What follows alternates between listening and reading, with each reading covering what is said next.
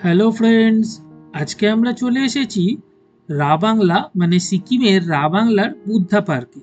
এখানে রয়েছে 130 ফুট উঁচু তামার তৈরি একটা বুদ্ধ মূর্তি, যাতে লেগেছে 60 টন তামা।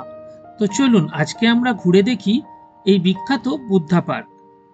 তো প্রথমেই আপনাদের জানিয়ে দিই, আমরা এই বুদ্ধা পার্কের পাশেই বুদ্ধা পার্ক রেসিডেন্সিতে ছিলাম, যেটি একটি গভর্নমেন্ট প্রপার্টি। তো এই প্রপার্টি সম্বন্ধে যদি দেখতে হয় তাহলে ডেসক্রিপশন বক্স বা আই বাটনে দেওয়া লিঙ্কটাতে আপনারা ক্লিক করতে পারেন। তো এই প্রপার্টিটায় থাকলে কোনো এন্ট্রি ফি আপনাদের লাগবে না। আপনারা 24 ঘন্টাই এই পার্কে ফ্রি এন্ট্রি করতে পারবেন। তো এই দেখুন, আমাদের হোটেল থেকে বেরিয়ে এই সিঁড়িটা দিয়ে নেমে চলে গেলেই বুদ্ধা পার্কে প্রবেশ করা যায়। তো আমি আপনাদের সামনে গিয়ে গেটের এন্ট্রান্সটা এবং কত কি প্রাইস আছে সবই ডিটেলে দেখাবো। তো চলুন, বৃষ্টি পড়ছে, আমরা আস্তে আস্তে এগিয়ে যাই বুদ্ধা পার্কের দিকে। তো এক কথায় বলা যেতে পারে আমরা পার্কের পেছন দিয়ে ব্যাক গেট দিয়ে এন্ট্রি করছি। তো এটা যদিও কোনো দোষের নয়, কারণ এই প্রপার্টিতে থাকলে এখান দিয়েই ঢোকার নিয়ম। তো দেখুন, আমরা আস্তে আস্তে এগিয়ে যাচ্ছি মেন গেটের দিকে। ওই দূরে দেখা যাচ্ছে মেন গেটটা। আর এর ডান দিকে রয়েছে অনেক দোকানপাট, আর এই বাঁদিকে রয়েছে একটি স্লিপিং বুদ্ধা। তো চলুন স্লিপিং বুদ্ধাটা আমরা একবার দেখে নিই। আর এই স্লিপিং বুদ্ধার সামনে দিয়েই রয়েছে সিঁড়ি। এটা দিয়ে নিচে নেমে যেতে হয় ফার্স্টে, তারপর সোজা গিয়ে আবার ওপরে উঠলে তবে গিয়ে ওই বুদ্ধার মূর্তিটার কাছে পৌঁছানো সম্ভব। এছাড়াও এখানে রয়েছে একটি গলফ কার্টের ব্যবস্থা। এই গলফ কার্টের চার্জ 300 টাকা 5 জন। তো 5 জন 300 টাকা দিয়ে গলফ কার্টে চড়েও ওই বুদ্ধা স্ট্যাচু অব্দি পৌঁছানো সম্ভব। তো এবার আমরা একটু গেটের বাইরে গিয়ে মেন এন্ট্রান্সটা আপনাদের দেখিয়ে দিই এবং প্রবেশ মূল্য কি আছে সেটাও একটু আপনাদের জানিয়ে দিই। তো আমি একটু মেন গেট দিয়ে বাইরে এসেছি। এই দেখুন হচ্ছে টিকিট কাউন্টার, যেখানে ইন্ডিয়ানদের জন্য লাগে 80 টাকা আর ফরেনারদের 200 টাকা, স্টুডেন্টদের 20 টাকা আর ডিফেন্স প্রফেশনালদের জন্য 50 টাকা। তো এই হচ্ছে মেন গেট।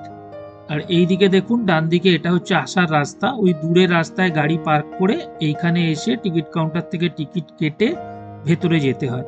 তো আমি মেনলি এসেছিলাম গলফ কার্টের টিকিটটা কাটতে।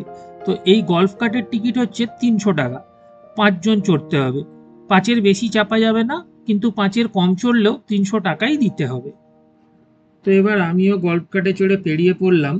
দেখুন যেতে যেতে রাস্তার ধারে দেখা যাচ্ছে প্রচুর দোকান, যেমন সোভেনিয়ার আইটেম, কিছু খাবারের দোকান, ক্যাফে, প্রচুর দোকান রয়েছে। যদিও বৃষ্টির জন্য এই সকালবেলা অনেক দোকানই খোলেনি, বেশ কিছু দোকানই বন্ধ। এমনকি এখানে বাচ্চাদের চড়ার জন্য ওই ইলেকট্রিক ব্যাটারি কার যেগুলো হয় মলে থাকে, সেগুলোও এখানে অ্যাভেলেবেল আছে, 100 টাকা করে লাগে। তো এবার আমরা যাচ্ছি আস্তে আস্তে এগিয়ে। হঠাৎই একটা গুহার মধ্যে ঢুকে পড়লাম। দেখুন একটা টানেল দিয়ে যাচ্ছি, সুন্দর আলো লাগানো। কাল রাত্রির থেকে টানেলটা আমি হোটেলের জানলা দিয়ে দেখতে পাচ্ছিলাম, কি বুঝতে পারছিলাম না।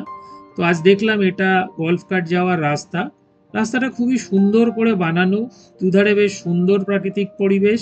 দেখতে দেখতে বেশ আনন্দে আমরা এগিয়ে চলেছি সামনের দিকে। বৃষ্টি পড়ছে এবং সঙ্গে আমাদের অনেকগুলো বাচ্চা আছে বলে আমরা আর হেঁটে যাওয়ার চেষ্টা করলাম না। হেঁটে গেলে দেখুন এদিক দিয়ে এই সিঁড়ি দিয়ে নেমে অনেকটা রাস্তায় হেঁটে যেতে হতো এবং অনেকটা সিঁড়ি দিয়ে নামতে হতো, আবার উঠতেও হতো।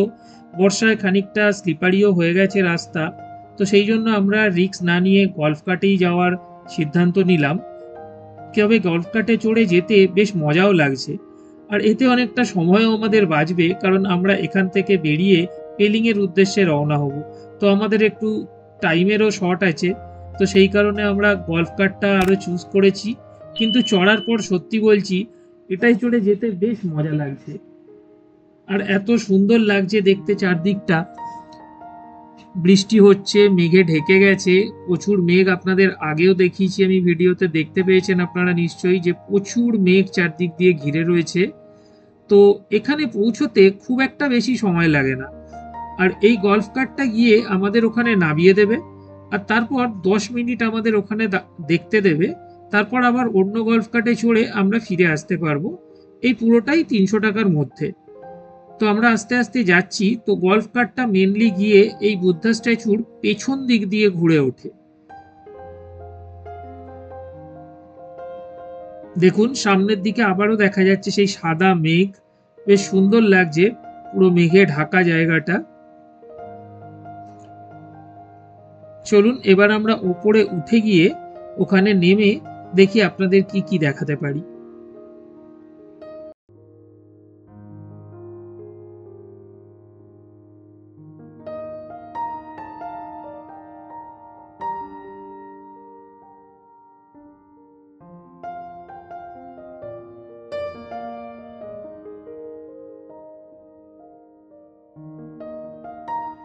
তো এই আমরা পৌঁছালাম এসে। তো আমরা যদি হেঁটে আসতাম তাহলে আমাদের এই সিঁড়ি দিয়ে আসতে হতো। তো আমরা এখন গল্ফ কার্ট থেকে নেমেছি, এবার চলুন আমরা যাব একটু ভেতর দিকে। এই হচ্ছে সেই বিখ্যাত বৌদ্ধ মূর্তি, যেটা 60 টন তামা দিয়ে তৈরি, 130 ফুট উঁচু। তো চলুন আমরা যাই, একটু ভেতর দিকটা ঘুরে দেখে আসি। এই হলো ঢোকার এন্ট্রান্স, জুতো খুলে ভেতরে ঢুকতে হয়, কিন্তু ভেতরে ছবি তোলা নিষিদ্ধ, তাই আপনাদের আর ভেতরটা দেখাতে পারবো না।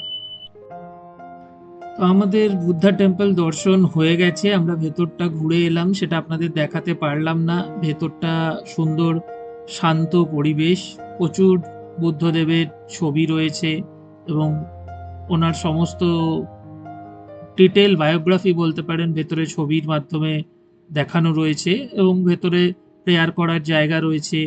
খুব সুন্দর পরিবেশ, আপনারা এলে অবশ্যই ঘুরে দেখতে পারবেন। এবার আমরা আস্তে আস্তে চলে যাচ্ছি নিচের দিকে।